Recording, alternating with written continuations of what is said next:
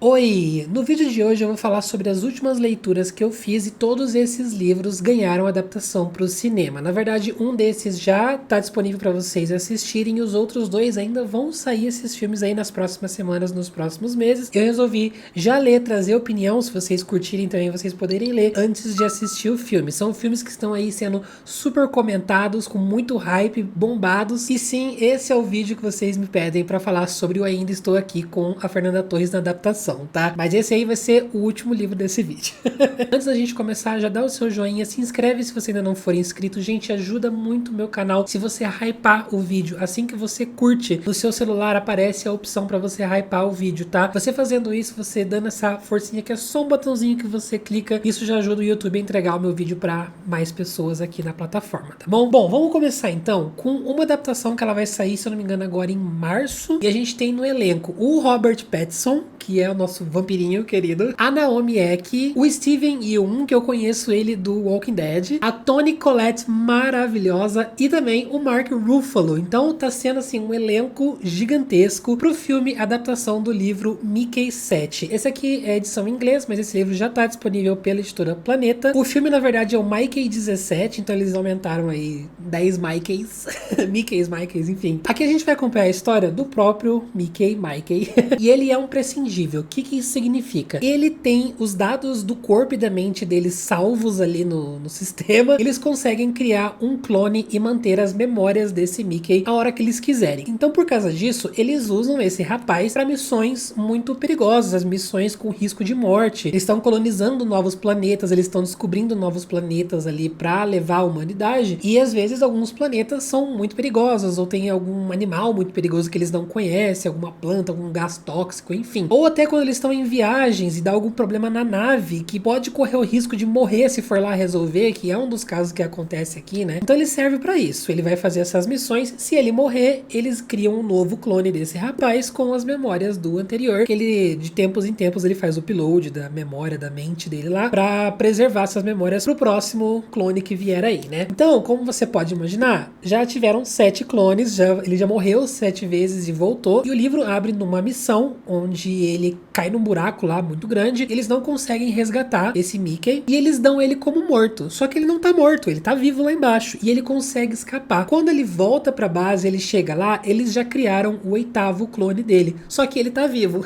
Então ele chega no quarto dele, tudo bom, e tem um outro dele ali, e isso é estritamente proibido, eles não podem ter dois ao mesmo tempo. Isso, inclusive, em questões éticas e religiosas e filosóficas, tem muita gente que discorda dessa coisa de criar clones, né, e tudo mais. Então, eles vão revezar e um vai ter que se esconder. Ele vai ficar ali no quarto, enquanto o outro vai fazer as missões, conversar com as pessoas, lá. Aí ele volta. Quando ele voltar, o outro sai, vai fazer as coisas dele também. E eles vão tentar não ser descobertos enquanto eles vão passando por novas missões. E vai ter até, eventualmente, um romance ali, enfim. É basicamente isso. O que eu imagino que fizeram no filme, por ser Mickey 17, é que ali ele já teve 17 clones em vez de só 7, né? Talvez pra dar mais um impacto, dar mais um chance na história, não sei. Gente, esse é um livro super rapidinho de ler, tá? Ele é super curto. Ele é o primeiro de uma duologia. Eu não sei como estão os planos aí para a publicação do segundo livro, se a Planeta vai dar sequência. A Planeta é muito complicada com esse negócio de continuação, gente. Mas, assim, é um livro claramente pelo entretenimento. Se você quer muita coisa além disso, você não vai encontrar, infelizmente. Quando você começa a pensar muito na história, se você começa a analisar os detalhes e querer se aprofundar ali, você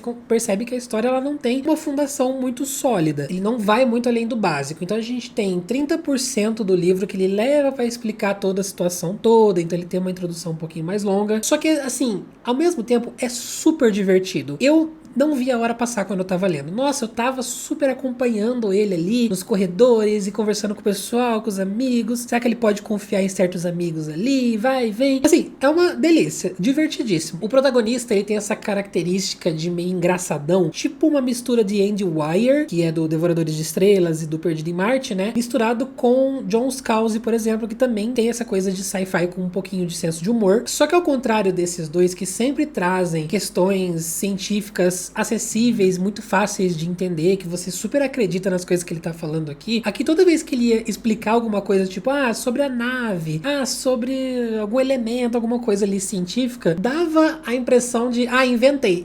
Fonte, inventei. Eu nunca vou saber se as explicações físicas científicas são realistas, porque eu sou burro, eu não entendo nada disso, né? Vou na do autor, acredito nele e seja o que Deus quiser. Mas aqui, por mais que eu sempre seja muito maleável em relação a isso, deu a impressão de que ele tava forçando algumas coisas nada a ver, assim. Os personagens, eles não chegam a ser rasos, eles têm, assim, o mínimo pra você gostar deles e você ser agradável acompanhar esses personagens no dia a dia ali, mas eu também não amei horrores, eu também não me importei horrores. Eu acho que um erro desse livro em específico, e algo que acontece só mais lá pro final, é que a trama não gera senso de urgência. Então ele vai sair nessas explorações, ele vai fazer as coisas ali, não tem aquela coisa de, ai meu Deus, será que ele vai conseguir? Não cria essa sensação de perigo, não tem um grande mistério a ser revelado. Na verdade, ele tem um mini mistério que também fica totalmente em terceiro plano, que ele vai recuperar só lá no final. Então é um livro morno, é aquele livro, tá mais pra um cozy, um aconchegante, do que um livro com altos perigos ali. Eu adoro esse cenário, assim, de colônia espacial, e é um planeta que eles não conhecem muito, então, tipo, a base que eles estão tem uma redoma, assim, pra proteger eles de, eventualmente, ali, algum bicho, alguma coisa. Esses alojamentos pequenos, onde ele mora, essa coisa de corredores, sabe aquela imagem que a gente tem de ficção científica de alojamento espacial, que é sempre, tipo, um corredor branco, uma coisa meio distópica, assim, né, com a cafeteria e tal.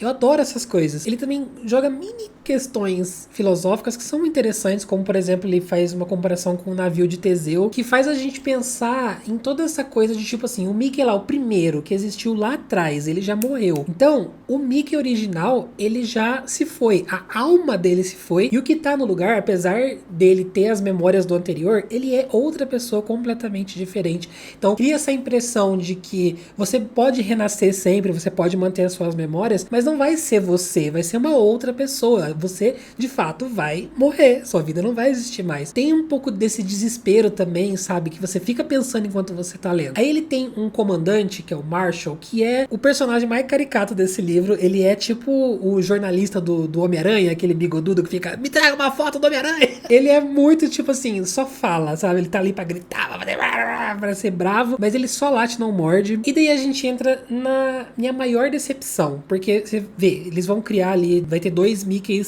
andando à solta. Você pode pensar, nossa, vai ter esse conflito de eles vão ser vistos em lugares separados, ou tipo, um Mickey vai conversar com uma pessoa e depois quando o outro vier, ele não vai saber dessa conversa, então vai ter conflito de informação ali, que um sabe, o outro não. Gente, não tem nada disso. O que acontece? O Mickey 8, ele fica deitado e reclamando que ele tá com fome, que ele tá cansado o livro inteiro. É um potencial desperdiçado gigantesco. O autor tinha faca e o queijo na mão pra explorar toda essa dinâmica desses dois e criar muita tensão, e ele simplesmente não fez. Então é isso que me deixa muito chateado com esse livro. Eu disse pra vocês que tem um mini mistério que é em relação aos bichos que vivem ali naquele planeta, que lá no começo do livro é esses bichos que salvam o Mickey 7, tá? Esqueci de mencionar isso. Então eles são uma raça meio que senciente, você não sabe se eles são do bem, se eles são do mal, e isso não importa o livro inteiro também, é algo que a gente vai ter um pequeno vislumbre ali no final pra conectar pro segundo volume, então até nem dá muita vontade de continuar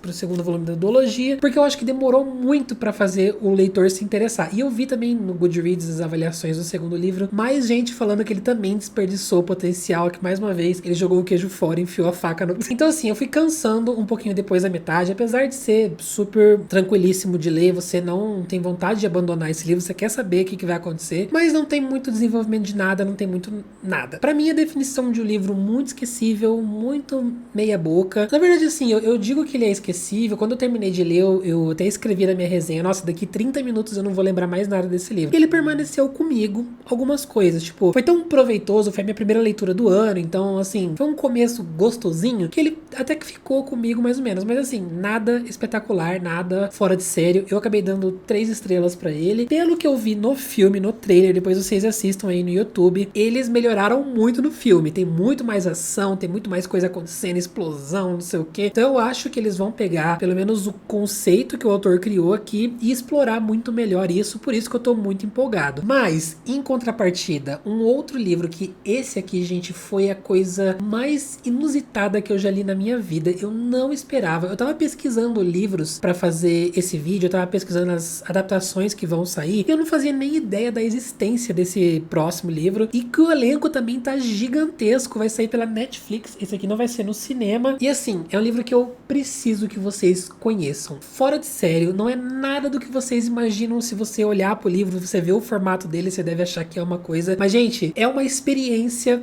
maluca, que eu com certeza garanto que você nunca teve em nenhuma outra leitura. É O Estado Elétrico. Ele tem esse formato diferente, tá? Ele é comprido, ele parece 2 livros de tamanho, mais ou menos, ele é compridinho. E ele também é super curtinho, é um livro caro para um... Eu acho que eu paguei 100 conto nesse aqui. Ele já teve em promoção por R$60 aí no passado, na Black Friday, enfim. Coloca na wishlist de vocês, antes mesmo de eu falar sobre esse livro, já coloca na wishlist, espera abaixar o preço um pouco e compra, gente, porque...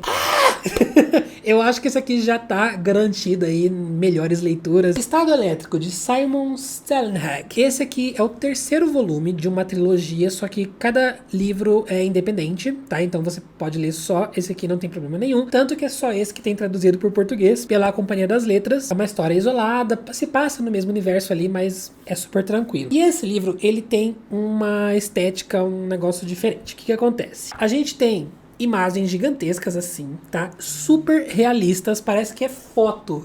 Não sei se no vídeo vai transmitir direito a sensação, mas parece que você tá vendo fotos de coisas reais. É tipo Hugo Cabret, não sei se vocês já folhearam o livro ou se vocês já leram, mas aí ele tem páginas só com texto e páginas com imagens gigantescas. Aí você vai passando, ó, tem mais texto aqui, às vezes tá no cantinho aqui, né, a história vai continuando e tem alguma ilustração muito bonita. De vez em quando ele tem essas partes em preto que são outros aspectos da história que eu já vou falar pra vocês. Esse aqui, ele tá ganhando adaptação, como eu disse, pela Netflix, estreando a Millie Bobby Brown, eu acho que ela é a protagonista, o Chris Pratt, que daí muita gente não gosta, né, eu também não sei se não tenho muita opinião formada sobre ele. Tem o Ki Ryu Kwan, que ele é maravilhoso. Ele fez o Tudo em Todo Lugar ao Mesmo Tempo, que é o meu filme favorito da vida. A gente tem o Stanley Tucci, que ele também tá em Duna Profecia, que é uma série que eu assisti recentemente que eu amei. Tem o Woody Harrelson, que é o nosso Haymitch dos Jogos Vorazes. É um elenco gigantesco, então tá prometendo muito. E o trailer também tá bem legal, depois vocês assistam aí. O Estado Elétrico, ele é um livro futurista, distópico, onde a humanidade ruiu. O que aconteceu? Surgiu aí um negócio de realidade virtual, aqueles capacetinhos, aqueles óculos de realidade virtual, as pessoas começaram a usar e as pessoas começaram a ficar, né, muito envolvidas e não saírem mais dessa realidade virtual. Isso começou a fritar o cérebro das pessoas e eventualmente isso até causou uma guerra. Só que essa guerra foi entre máquinas e robôs gigantes. O que eles fizeram? Através dessa realidade virtual, eles controlavam essas máquinas e botavam essas máquinas para brigar. Então, não necessariamente as pessoas que estavam lutando se feriam nem nada assim, as pessoas estavam na casa dela deitada super de boa. Só que os civis e as pessoas das cidades ali ficaram no meio desse fogo cruzado dessas máquinas e muita gente acabou morrendo. Então a gente vai vendo aqui nas ilustrações que é um universo completamente desolado. A gente tem muitas imagens assim de máquinas quebradas, sabe? Cheia de musgo, como se passou muito tempo e enferrujou e tal. E volta e meia a nossa protagonista encontra algum outro ser humano e ela também encontra muitas pessoas que estão totalmente zumbizadas, assim, elas ainda estão com as coisas de realidade virtual na cara e elas ficam meio que andando e vagando sem rumo, como se elas tivessem completamente sugada pro universo virtual. Um negócio meio jogador número 1, assim, sabe? A história começa com a protagonista, então, pegando um carro e ela vai viajar pra outras cidades, estados ali, e ela vai fugir de alguma coisa, ela tá na companhia de um robozinho, que inclusive tá no trailer também, eles fizeram igualzinho, gente, o robô. E ela tá meio que se escondendo, assim, dá essa sensação de que ela não pode ser vista pelos policiais, enfim. A gente não sabe exatamente onde ela tá indo nessa road trip pós-apocalíptica dela. O que ela quer fazer quando ela chegar nesse lugar que ela tá indo. Quem que é esse robô? A gente não sabe nada disso. É o que a gente vai descobrir ao longo da história. Eu acho que foi uma das coisas mais diferentes e criativas que eu já li. Eu fiquei muito fascinado. Ele tem uma trajetória de conquista do leitor muito inusitada. Por por quê? Primeiro ele te apresenta o impacto dessas ilustrações. Ele já abre com imagens muito bonitas, assim, e são imagens grandonas, né, que você, tipo assim, fica babando pelos olhos de ver. O texto vai te aclimando ali na trajetória da protagonista, mas ele também não vai entregando muita coisa. Daí a gente tem um vislumbre muito rápido do passado, e daí a gente tem essas páginas pretas com alguma informação paralela muito específica que vai ser importante para você juntar as peças na sua cabeça. Inclusive, essas partes pretas, depois é muito interessante você voltar e ler só elas depois que você terminar, porque elas vão reforçar algumas coisas ali no contexto da história, são muito legais. Com essas migalhas que ele vai te dando pelas ilustrações e pelo texto e pelos flashbacks, você vai juntando, você vai criando o contexto. O que aconteceu? Como foi essa guerra? Por que os humanos ficaram assim? Como começou essa coisa de realidade virtual? Mas o mais absurdo e o que eu fiquei em choque é o quanto desse livro é construído simplesmente por essas imagens. É muito surreal, porque tem momentos, por exemplo, assim como o Hugo Cabret faz muito isso, menciono bastante porque eu li no finalzinho do ano passado. Ele passa, tipo, sei lá, 3 páginas seguidas só com ilustração, não tem nenhum texto, mas nessas 3 páginas foi a mesma coisa de você ter lido um capítulo inteiro de coisa acontecendo. Ele conta muito só pelas imagens. É a própria definição de uma imagem vale mais do que 1000 palavras.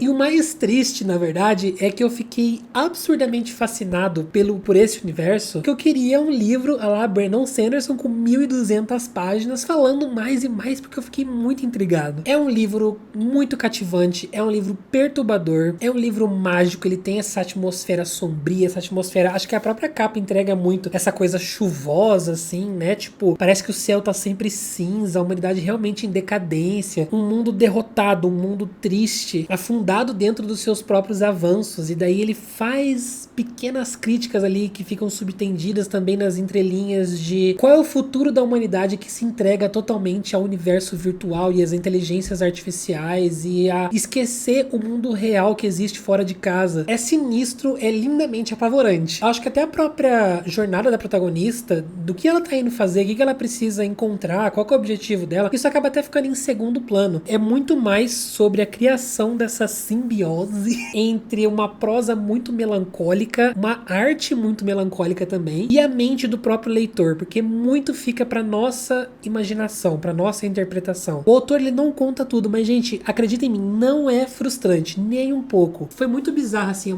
é um livro que você termina e você fica meia hora sentado olhando pro teto, imaginando coisas e criando mais na sua cabeça, coisas que o autor não criou, você fica supondo e tentando preencher essas lacunas. Por isso que é um universo tão instigante, por isso que eu queria mais e mais páginas. Eu acho que palavras minhas aqui não conseguem expressar o sentimento que é de olhar para essas imagens e acompanhar esse texto. Você sente a frieza, você sente a falta de esperança que esse universo traz, e é muito assustador quando a gente começa a pensar na nossa realidade, como, por mais que aqui seja absurdo, né, aqui eles têm altas estruturas gigantescas, né, como por exemplo aqui, ó, você vê as casinhas aqui, e aqui tem esses geradores de energia gigantescos onde eles colocam propagandas em neon, sabe, um negócio meio cyberpunk mesmo. Por mais que aqui seja uma retratação absurda, a gente percebe que muito aqui é o nosso futuro, sabe?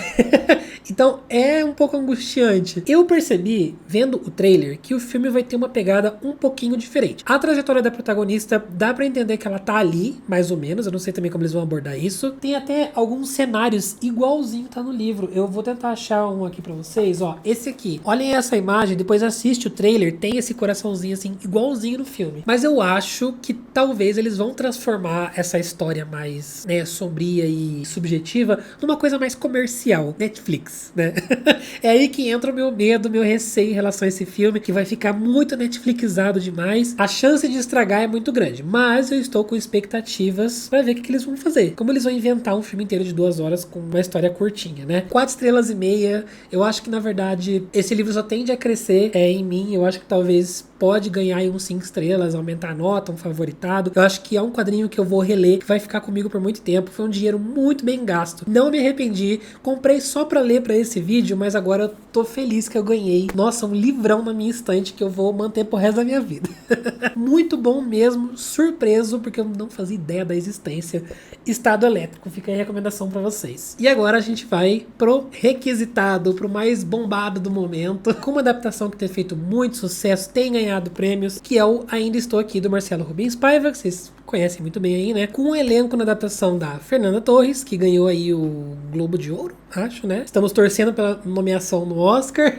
Fernanda Montenegro, Selton Mello, Olivia Torres. Até a Marjorie este ano tá no filme, gente. Então, assim, muito nome grande aqui do Brasil também. Esse é um livro autobiográfico, onde o Marcelo Rubens Paiva vai falar sobre a própria vida dele, sobre os pais dele, sobre a família e sobre a época da ditadura no Brasil. Nessa época, o pai dele foi levado, torturado e morto pelos militares, pelo governo. A mãe dele também foi levada, só que ela foi solta dias depois. E essa mulher, que é a Eunice Paiva, ela acabou desenvolvendo Alzheimer, mas na idade avançada ali, e ele vai contar um pouco sobre tudo isso pra gente. Esse é um livro que você precisa... Eu acho que o filme, ele cria muitas expectativas. O que a gente tem ouvido na internet sobre o filme, sobre tudo dessa história, ele pode criar sensações que não batem com o que o livro entrega pra gente, tá? Então, é muito importante você ter noção do que você tá lendo quando você for pegar ele. Esse é um livro de biografia, é uma recordação histórica, não é uma novelização da vida dele, tá? Não é uma historinha com diálogos bonitinhos ali. Ele tem falas aqui e ali, mas ele é muito mais um registro histórico do que de fato aconteceu. Ao mesmo tempo, não é uma história contada por historiadores e por jornalistas, mas sim pelo próprio Marcelo. Então, a grande questão do livro é que vai ser um relato de um rapaz cujo pai foi levado e torturado na época da ditadura e todos os sentimentos por trás disso. A Eunice sendo solta e sem notícia do paradeiro do marido por muito tempo ali, né, não se soube, eles davam como desaparecido, mas existiam essas suspeitas de que ele tinha morrido, né, então os próprios militares ali, o próprio governo mentiu sobre o que aconteceu com o cara, né, então agora ela tá ali assustada e com essa missão de reconstruir essa família e cuidar desses 5 filhos, né. A gente tem sim esse aspecto de uma mulher muito resiliente, que a gente percebe também desde o começo que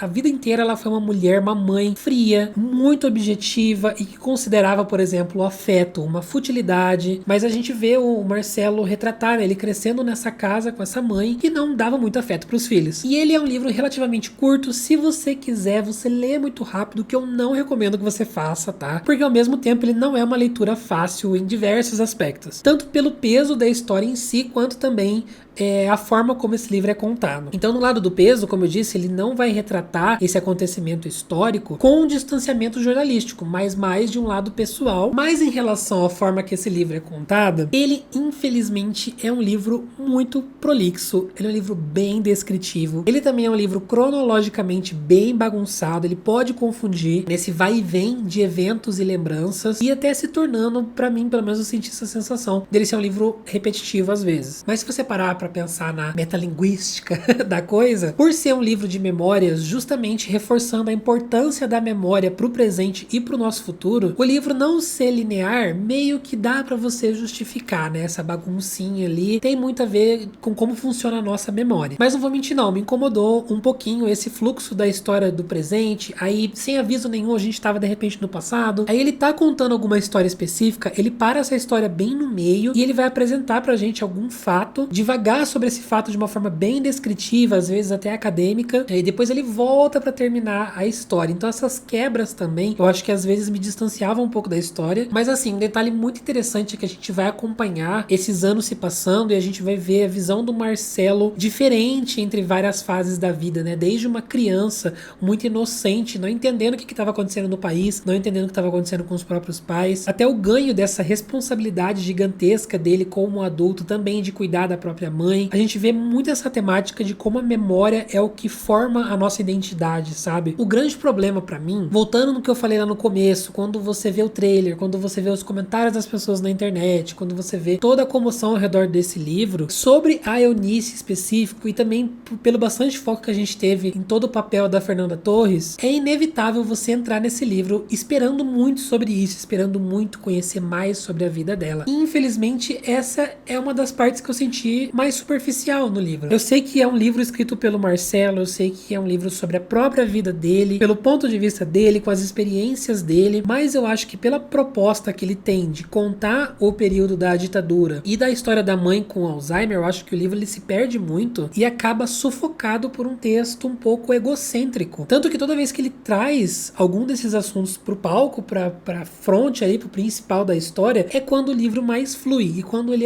se afasta desses assuntos, é quando a leitura se torna um pouquinho cansativa. É um livro também que ele vai ter um foco grande em citar artigos, depoimentos, explicar detalhadamente o que aconteceu na história política do Brasil. Então, ele é um grande livro de história. Ele passa essa vibe meio matéria de jornal. E isso, voltando mais uma vez no que eu disse lá no começo, é o que você tem que ter noção quando você for ler para não quebrar as suas expectativas. É isso que vai ditar se você vai conseguir aproveitar esse livro ou não. Eu senti falta de relatos mais pessoais da vida de todo mundo ali, sabe? Da Eunice, do pai, das pessoas ao redor. A forma como foi feito, e isso eu acho que eu entro na minha própria crítica aqui, porque eu não sabia que o livro ia ser assim. E justamente o estilo que ele entrega aqui no texto não funciona muito pra mim, não é muito meu perfil de leitura. O livro ele também encerra ali com alguns trechos de processos judiciais, de inquéritos da justiça, o que também quebra um pouco o feeling do livro, porque mais pro final é quando a gente vai acompanhar de fato a Eunice. Quando começa a pegar um pouco ali nas emoções, ele também já tem essa quebra, volta pra um monte de documentos, sabe? Foi uma experiência diferente, não foi o que eu imaginava, mas agora eu tô muito empolgado pra ver o filme, que eu vou assistir hoje à noite. Estou gravando esse vídeo à tarde e daqui a algumas horinhas eu vou pro cinema assistir. E é isso, gente. Eu não costumo avaliar biografia, tá? É algo que eu postei também lá no Instagram. Muita gente veio me questionar. Eu não dou nota pra nenhum tipo de biografia porque eu acho estranho você falar, tipo, ah, sua vida foi 3 estrelas, viu? Eu achei que sua vida poderia ter acontecido um pouquinho mais de coisa, então vai ser só 4 estrelas. Não tem como eu julgar uma biografia, uma vida de uma pessoa contando o que aconteceu com ela, né? Você pode julgar a escrita, as coisas que funcionaram ou não pra você, mas no geral eu não dou nota nenhuma pra nenhum tipo de livro desse jeito, tá? Então, é isso. Ainda estou aqui, texto lido. Esse é o terceiro e último livro, então, deste vídeo com esses 3 títulos. Se você já leu algum desses, me conta aqui o que você achou, se você concorda, se você discorda. Se você já assistiu o filme de Ainda Estou Aqui também, me diz o que você achou aqui nos comentários. Ficou animado para ler algum desses títulos? Compra, por favor, o Estado Elétrico para ler. Se você for comprar qualquer um desses, use o meu link da Amazon que fica aqui embaixo na descrição para vocês. É uma forma de você super ajudar o meu canal. Eu ganho uma pequena comissão da Amazon e isso já traz uns trocadinhos para eu conseguir pagar os boletos e eu continuar vivendo aqui de YouTube, tá? Meu link sempre fica aqui na descrição. Salva no seus favoritos. Toda vez que você for entrar, você já entra por ele, você tá super me ajudando. Ou você pode também assinar o meu Catarse, que é um projeto que você ali apoia mensalmente e você recebe várias recompensas de volta. A gente tem leituras conjuntas, inclusive o Ainda Estou Aqui tá sendo a nossa leitura conjunta desse mês, e o Mickey 7 ele foi uma leitura que eu fiz também com um grupo ali de pessoas dentro do Catarse. A gente fez uma leitura paralela. A gente tá fazendo bastante sprint também de leitura ali no Discord, se você gosta de participar. Tem vídeo antecipado, tem vídeo extra, tem conteúdo, informações assim dos bastidores, o que eu tô lendo, o que vai sair daqui a alguns dias no canal. Você ganha marcador do canal também, tem um monte de coisa legal que você ganha apoiando e assinando o meu Catarse, tá bom? O link também tá aqui na descrição. Gente, muito obrigado por assistir esse vídeo até aqui. Eu vou ficando por aqui, a gente se vê no próximo. Um grande beijo pra vocês e tchau!